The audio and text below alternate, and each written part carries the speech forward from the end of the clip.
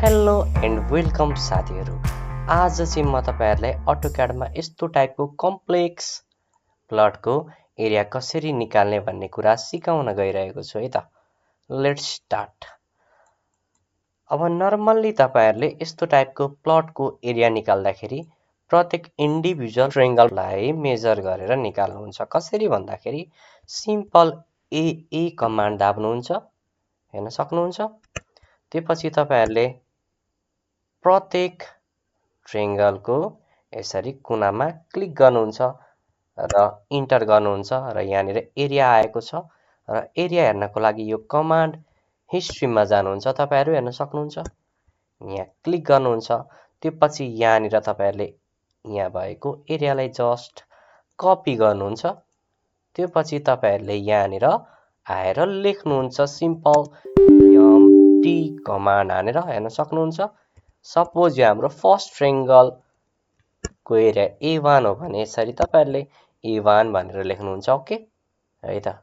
Same प्रकारले तपाईँहरूले अरू ट्रायङ्गललाई पनि गर्दै जानुहुन्छ। अब यसरी इन्डिभिजुअली ननिकाल्ने भए हामी चाहिँ के गर्छौँ त, कसरी छिटो निकाल्छौँ? अब कसरी छिटो निकाल्छौँ भन्दाखेरि हामी यसलाई लिस्ट फाइलको मद्दत लिन्छौँ। ओके, त्यसको लागि सुरुमा एपलोड भन्ने कमान्ड तपाईँहरूले दाब्नुपर्ने हुन्छ।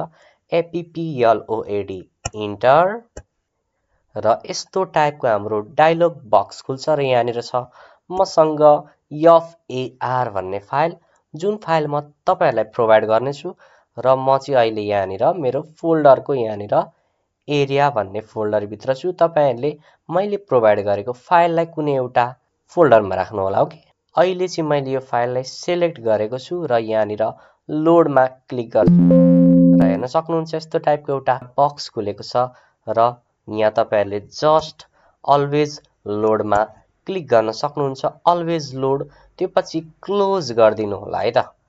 अब के गर्ने भन्दाखेरि म जस्ट एउटा कमान्ड दाब्छु र त्यो कमान्डको नेम हो FAR, फास्ट एरिया भनेर बुझ्न सक्नुहुन्छ। FAR इन्टर, त्यसपछि स्पेसिफाई स्टार्टिङ नम्बर भन्यो, मैले 1 लेखेर इन्टर गरिदिएँ। पिक पोइन्ट फर टेबल भन्यो, मैले यहाँनिर क्लिक गरिदिएँ र यो टेबलमा हेर्न सक्नुहुन्छ टेबल सानो छ, एरिया अफ सेक्सन नम्बर र एरिया भनेर दिएको छ।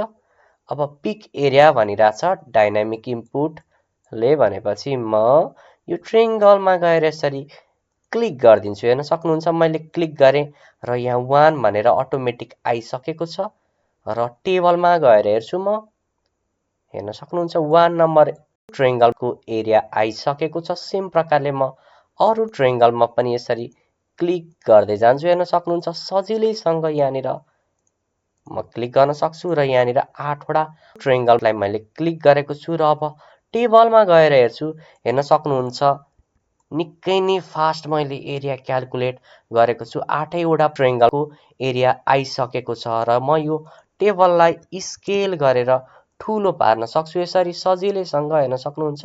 र म क्रस भेरिफिकेसनको लागि हेर्न सक्नुहुन्छ अघि मैले जुन मेनुअल्ली क्याल्कुलेट गरेको थिएँ A1 भनेर, त्यो यहाँनिर हेर्नुहोस् त A1 को भ्यालु के छ 26013066 र यहाँनिर मेरो लिस्ट फाइलले दिएको पनि एरिया हेर्न सक्नुहुन्छ 26013066, अर्थात् एक्ज्याक्ट हाम्रो छ एरिया हाम्रो एक्ज्याक्ट छ है त, केही गल्ती छैन। हेर्न सक्नुहुन्छ यसरी हामीले अटोक्याडमा निकै नै फास्ट एरिया क्याल्कुलेट गर्न सक्छौँ है त।